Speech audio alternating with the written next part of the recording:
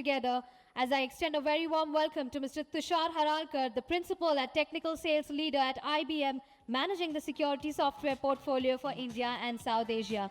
Can we have a louder round of applause, please? Warm welcome, sir. Thank you. Right. Right. All right. Good evening, everyone. I hope you're enjoying all the sessions going so far and the demo booth experience as well. I'm glad that my friend Ganesh covered a lot on AI and quantum, and I'm going to continue that and reiterate the importance of AI and quantum from IBM's standpoint. So a quick introduction about myself. My name is Tushar Haralkar, and I'm the country leader for IBM Security.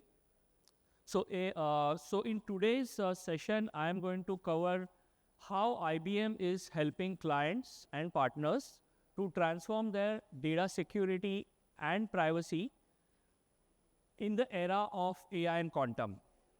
Okay? So there are two technology innovations that are driving significant impact in the data security and privacy market. And undoubtedly, it is AI and quantum. So when I talk about Gen AI adoption, we all know the benefits of Gen AI. It has become an integral part of our daily online life, right? But what it has also done is, it has expanded the attack surface. So what organizations have started to look at is, how can I secure my data?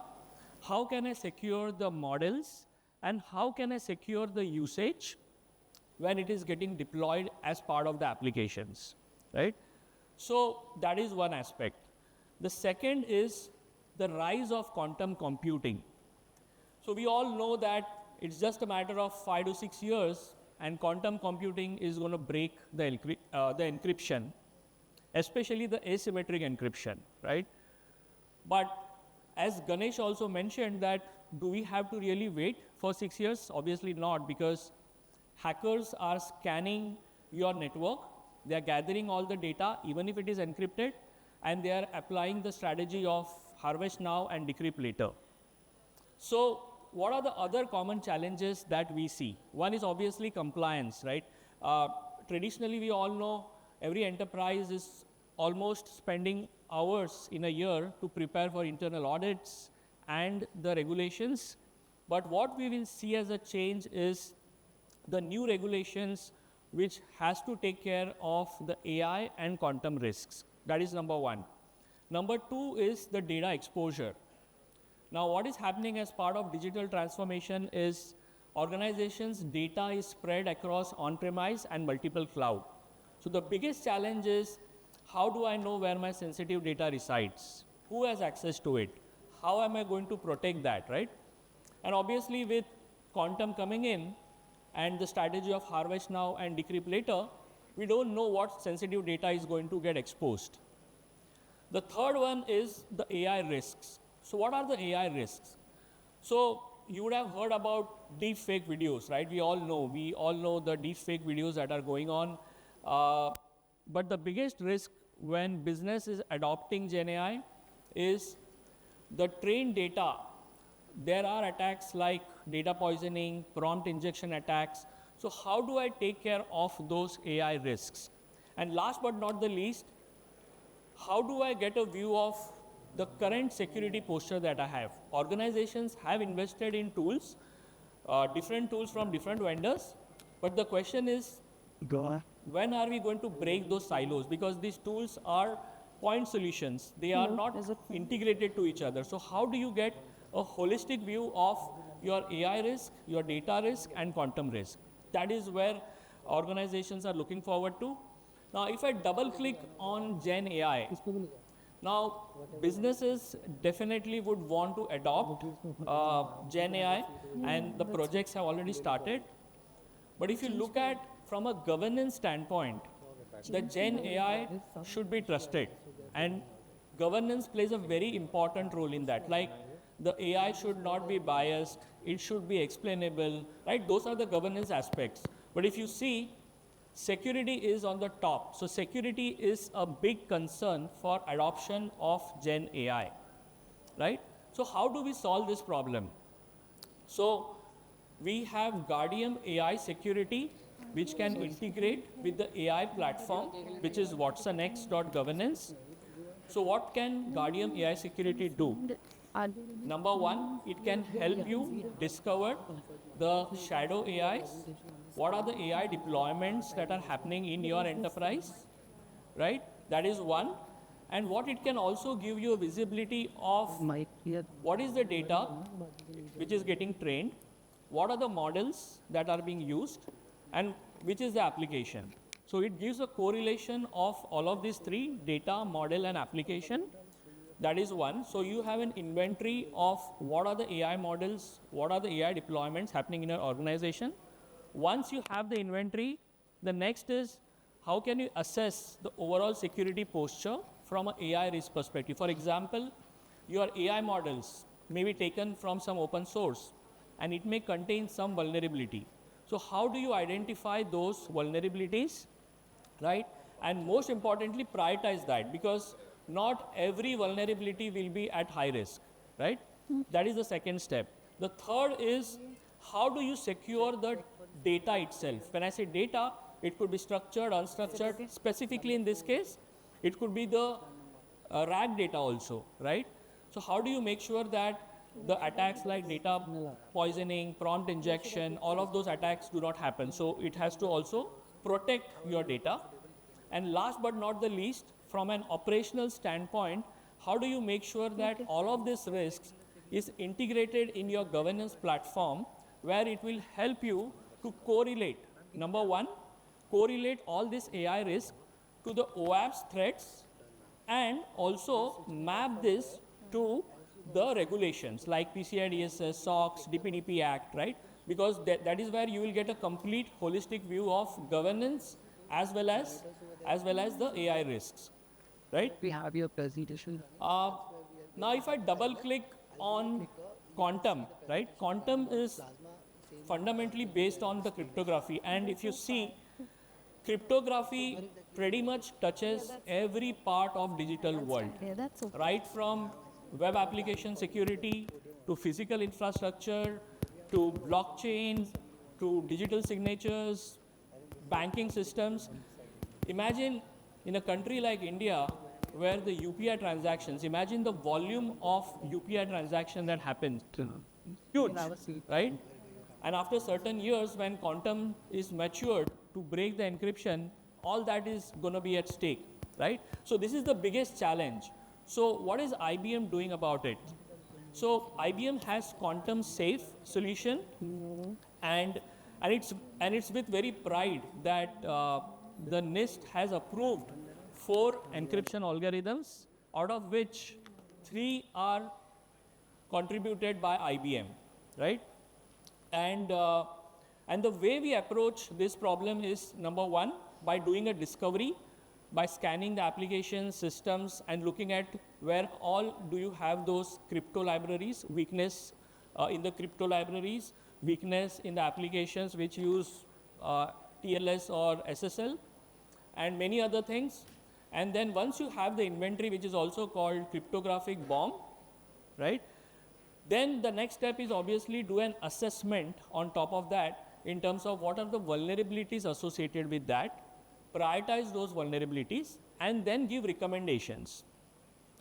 And last but not the least is also to solve that problem, right? It's not about, okay, I have got this risk, but I need to do something about it, right? So IBM will also help to remediate that by making sure that the weakness in the crypto algorithms are replaced with the quantum safe algorithms, right?